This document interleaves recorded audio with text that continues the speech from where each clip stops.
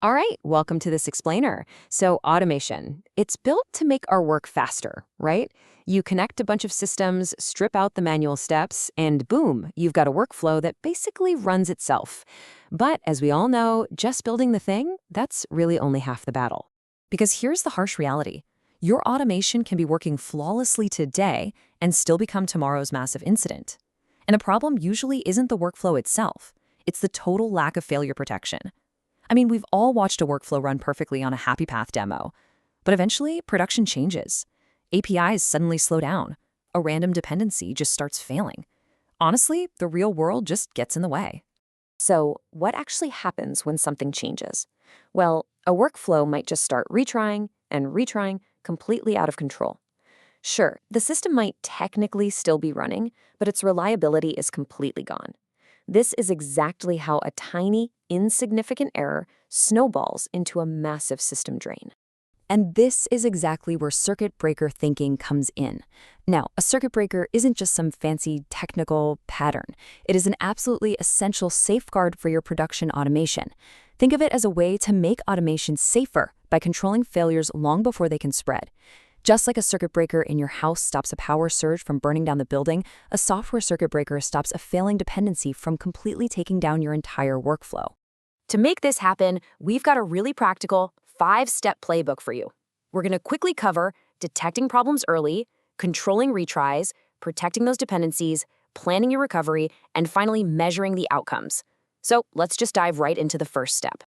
Step 1 is all about detecting problems early, because truly reliable workflows actually expect to fail. The biggest mindset shift you need to make here is realizing that a reliable workflow needs early signals. You have to know when things are going off the rails. So, what should you be looking at? You've got to monitor failure rates, response times, retry frequency, and of course, successful outcomes. Because remember, just because a workflow is running doesn't actually mean it's working. Moving on to step 2, controlling your retries. And let's be clear, more retries absolutely do not equal more reliability. Let's bust a huge myth right now. It is a massive mistake to assume that if an automation fails, it should just keep trying forever. Unlimited retries just hide real defects. Worse, they rack up higher costs, put totally unnecessary load on your systems, slow down recovery, and make debugging a literal nightmare. What you want instead is to define smart limits. Cap those attempts, say at 3 maximum, and use exponential backoff. Your system needs to know exactly when to try again, when to wait, and when it's time to just stop and alert a human. Okay, step 3, protecting your system dependencies. The golden rule here, one failure should not break everything. Most production automation relies on this massive web of different systems. You're probably dealing with internal services, external APIs, finicky authentication systems, and a bunch of third-party platforms. If just one of those dependencies goes down, your entire operation shouldn't automatically collapse like a house of cards. A well-designed workflow isolates these failures. If a request gets rejected because of a mismatched session, for example, that failure needs to be contained right then and there. Isolating the failure is what stops a localized hiccup from turning into a massive, system-wide incident. That brings us to step 4, planning for recovery. You have to design what happens next. See, handling a failure isn't just about detecting the error. It's about proactively deciding the next move. When that circuit breaker trips, what exactly does your system do? You really need to ask yourself, should the task pause? Should it get dropped into a queue to be processed later? Maybe it should be handed off to another process. And crucially, who actually needs to know about it? Without a solid recovery plan, teams usually don't discover issues until way after they've already impacted users or operations. And finally, step 5, measuring outcomes. You have to continuously review performance over time. Reliable automation demands objective, continuous measurement, because if you can't measure it, you really can't defend it. You want to track key performance indicators. For example, looking at things like your P50 and P95 first solve latency. Keeping that tail end under 60 seconds is a great way to ensure your timeouts are correctly sized.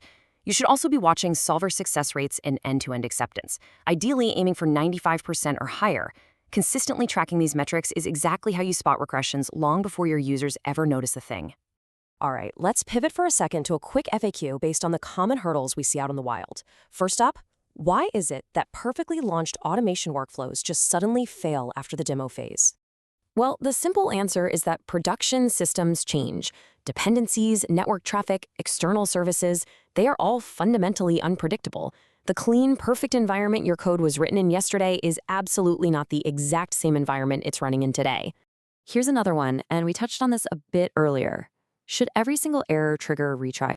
Emphatically no. You have to make that call based on the specific type of failure.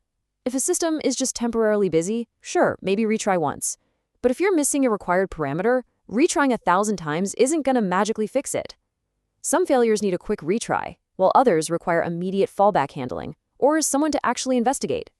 This leads to a really crucial quote that totally sums up the mindset shift we're talking about in this explainer. The biggest reliability mistake: building automation that only works when everything goes right. Think about that. If your system relies on a perfect sunny day to function, it is 100% guaranteed to break. Now, I want to add a super important note on scope before we wrap things up. Whenever your automation involves third-party platforms, things like CAPTCHA systems, bots, or scraping tools, that workflow has to operate strictly within authorized and permitted boundaries.